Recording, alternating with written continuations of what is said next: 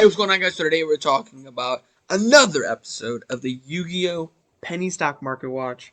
The best selling cards under $5 or less. These are the penny stocks that we're looking for. Ghost from the Past 2, the second Haunting is out. I was on vacation last week. That's why there was no videos at all last week. So we're coming back strong for this week. And the first card makes the most sense is Christian Alcafibrex. I personally have a vendetta against this card. I think the card should be banned. There's a lot of archetypes that are being hurt right now because this card has like interactions with like 6 or 7 other cards that got those cards banned. So we could take those cards off and put this card on. Because even with all of those cards on, this card's still doing really well. But my feelings for Alcafibrex aside, it's still one of the best cards in the game, and the second Haunting version, it will probably be $5 at some point soon, especially if the card doesn't get hit on the ban list, which I definitely could see it not getting hit.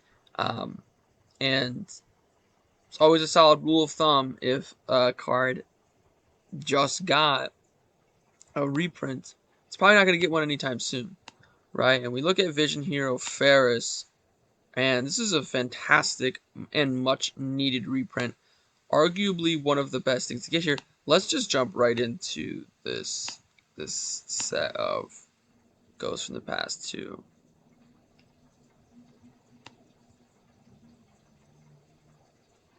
I mean, obviously the Ghost Rares are going to be where they're going to be. Galaxy Soldier, which was another fantastic reprint. Necroworld Banshee. Bora Lend Dragon.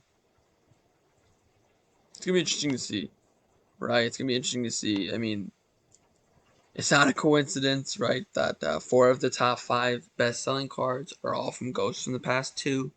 And you gotta ask yourself, these are the type of cards that I feel like make the set, right? Obviously, the Ghost Rare version of the Dark Magician Girl is huge, right? I believe Green Dragon Raw Sphere mode, another Blue Eyes, another Dark Magician. I can't remember all the exact Ghost Rares off the top of my head, but obviously those are the chase cards, right? But you look at the fact that, it's about $15.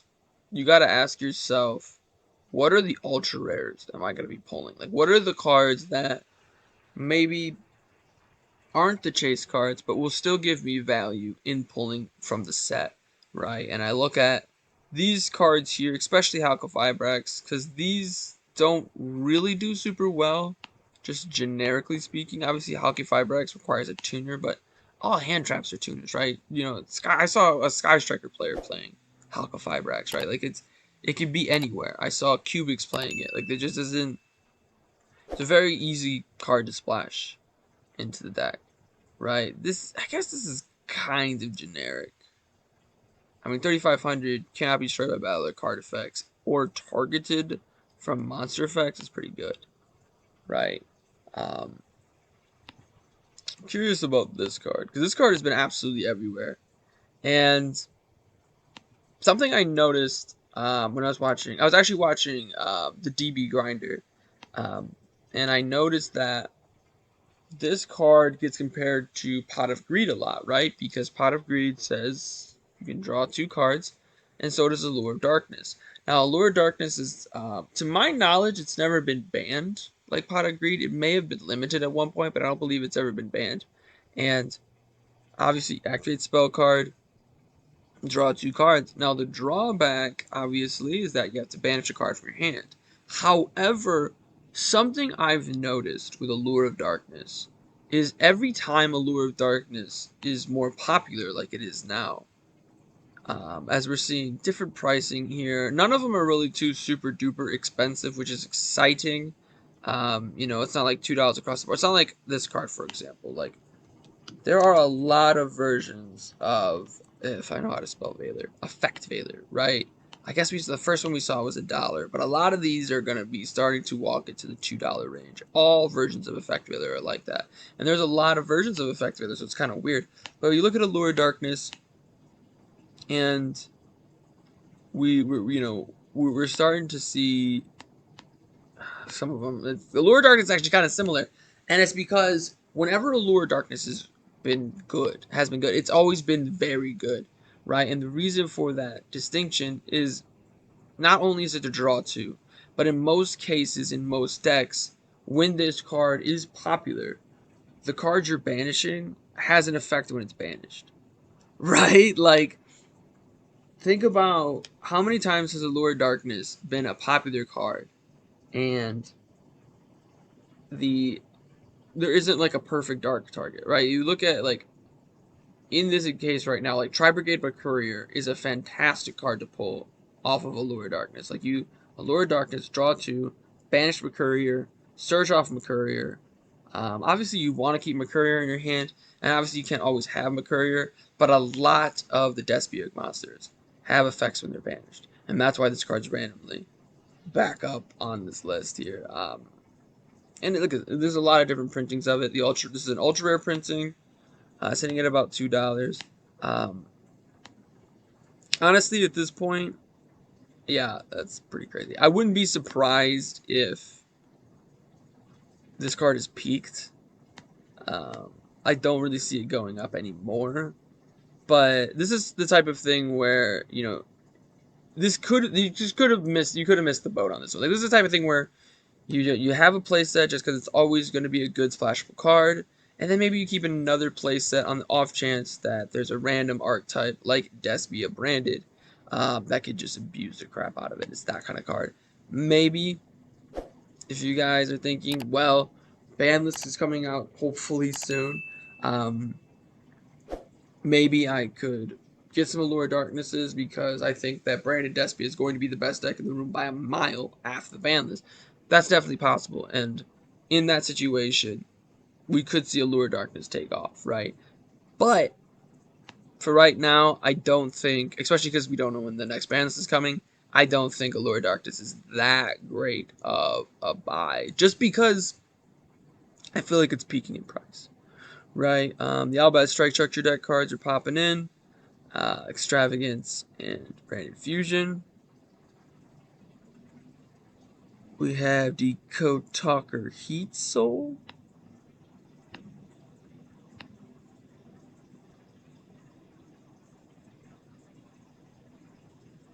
That's not bad.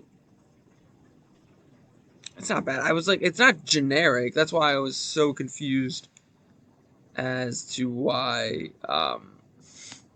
it's popular, but I don't know. It's kind of generic, like IP Masquerena and Link Karibo, I believe. Or like Salamangreat Almirage, and like I said, Appy Masquerena. I don't really see why this card's so popular. Like, I guess it's not really that great of a. It's not really that splashable of a Link 3. Like, the draw effect is cool. Being able to special summon is always good. It can special summon out the monster used for this. I don't know. I might just be overthinking it. Nekuro Banshee, like we mentioned. Despion Tragedy. Tenny. Spirit Vishuda. Crystal Beast. Rainbow Dragon. I'm just super curious as to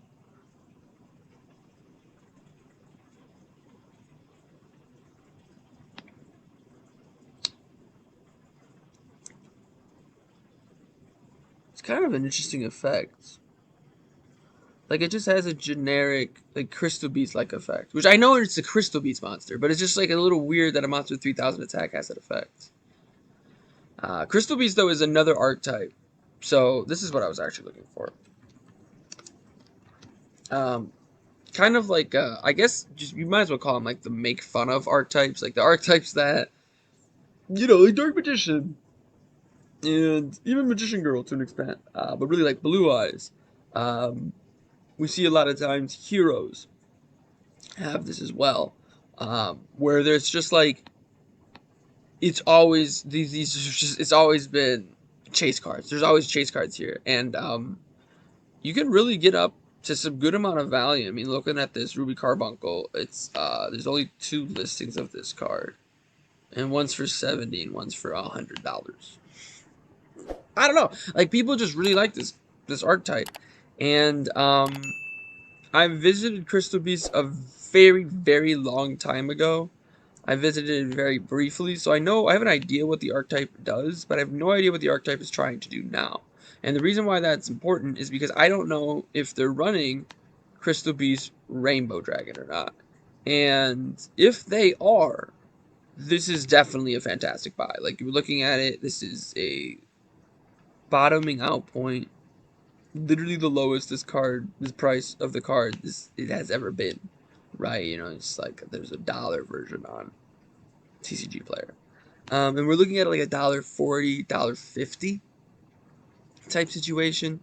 A few of them are selling at under $1. A good amount just sold at under $1, right?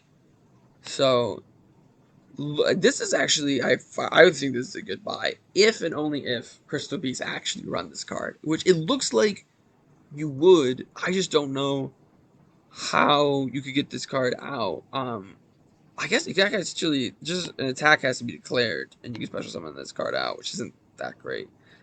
But the secondary effect is actually kind of scary, because there's the interaction with.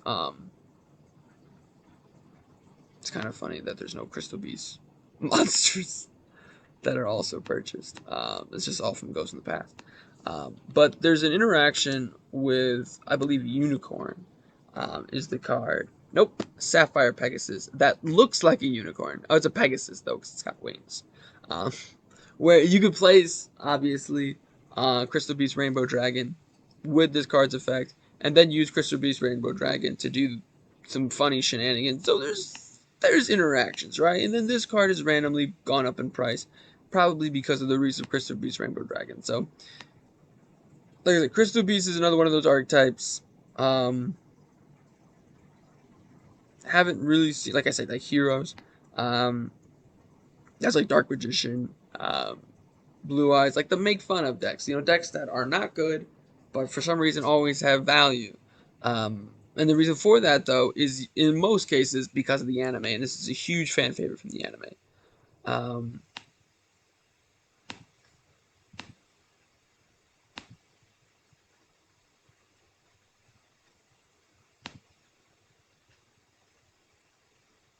Hmm.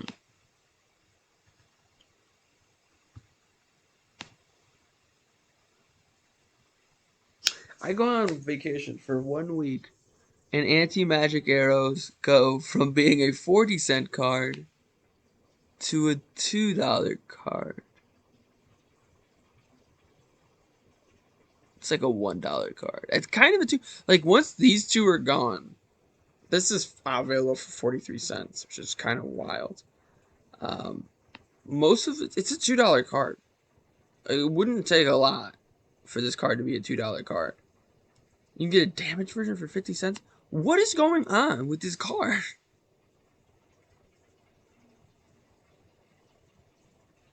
Listen, there's a very obvious thing that this card hard counters, right? Battle traps. Uh, you know, Scrap Iron, Scarecrow, obviously all the mirror forces.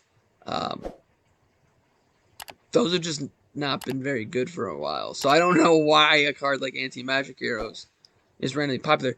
But it could be, and that's why I wanted to check the other versions, just the fact that it's a relatively decent card in a relatively specific situation that doesn't have a lot of printings. And doesn't have a lot of good printings either. Like, you look at the Maximum Gold. This is, Mago. I think that's 2 or 3 years old now at this point. And then the Duelist Pack Battle City, I don't even know when that came out. So, this card is like, it's not the easiest card to get a hold of by any stretch of the imagination. Okay, this is what the pack looks like. All right.